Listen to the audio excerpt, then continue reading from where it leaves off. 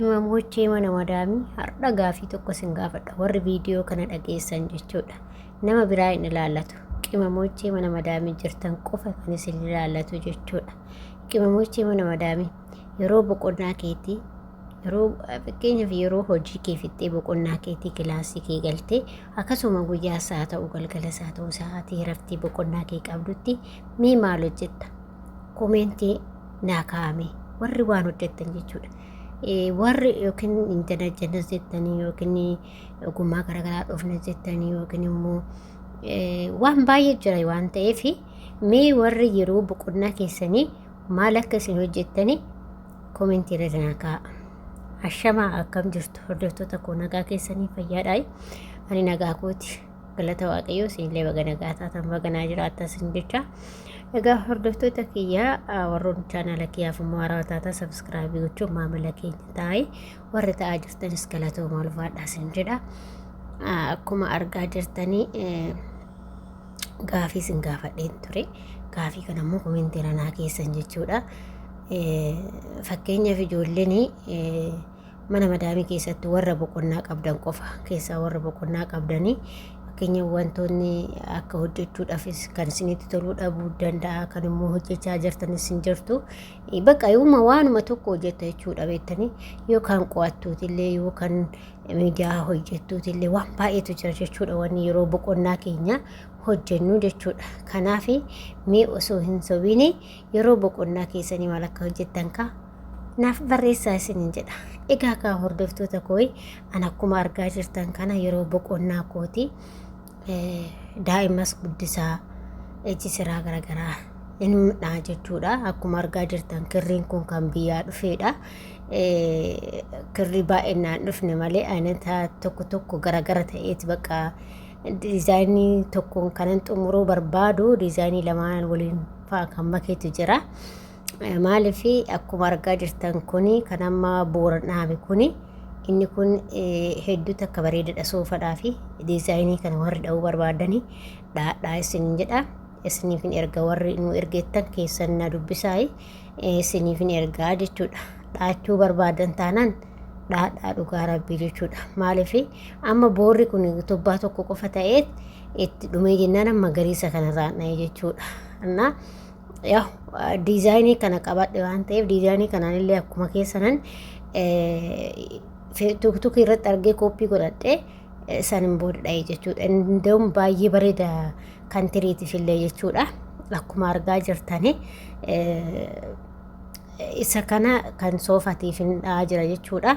Kun immoo wannaan kun burtukaaniin kun jechuudha. Akkuma argaa jirtani dhugaa dubbachuuf kirriin tokkoyyuu shaggaa dha'ee tubbaa tokko ammas hin xumurre ganaa xumura. Yeroo xumuretti immoo seetti agarsiisa ganni ga'e jechuudha. Daantelichi kun iddoo tubbaa lama ta'ee hin xumura jechuudha. Garuu tubbaa lama mootii tubbaa tokko ta'ee jechuudha. Burtukaaniin kun jechuudha. Kuni burtukaanii kana maaliif dha'aa jira seetanii kan tirii yookiin kan daabboo jedhama mitiire isaaf dha'aa jira jechuudha. Diizaayiniin kun dhugaa rabbii hedduu takka natti bareedee soofadhaafis hedduu takka bareeda. Akkasuma immoo masoobii biddeenatiif illee ta'uu danda'a dha'uu dandeessanii akkasuma qoomiif dha'uu dandeessanii akkasuma immoo kan daabbootiifis dha'uu dandeessan jechuudha. Masoobii daabboo jechuudha.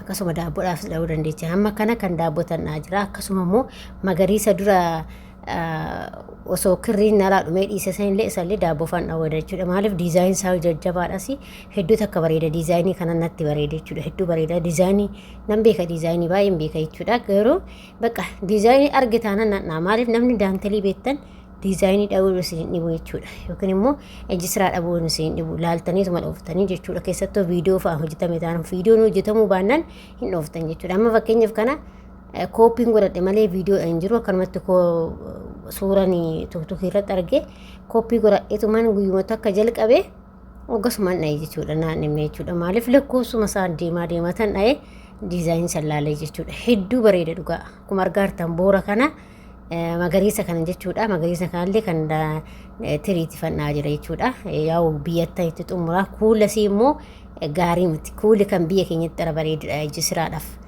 Kan biyya asii kuni aggaa libsii qofaaf bareedadha. Baay'ee furdataa hin bushaa jechuudha. kan soofaa ምናምናaf hin bushaa baay'ee tokko bushaa jechuudha.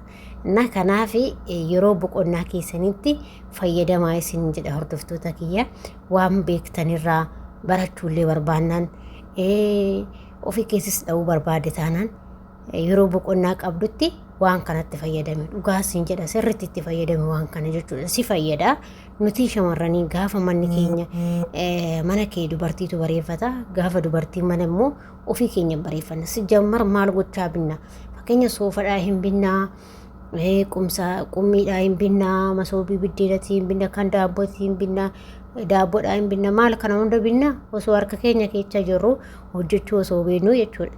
Maaliif gaafa hojjettee hin dhoofta wanti hin dhoofne hin jiru jechuudha. Kanaaf mana keessanitti yaalatii dhaachuu yaadaa isiniin jedha hordoftoota kiyya. Ani dhugaa dubbachuuf haggaa libsis dhaatin jira. Yoo warri immoo nutti agarsiisa haggaa libsi jettani isinitti agarsiisa. Diizaayinii haggaa libsi illee baay'ee bareedaa wayiitiin dhahaa jira jechuudha.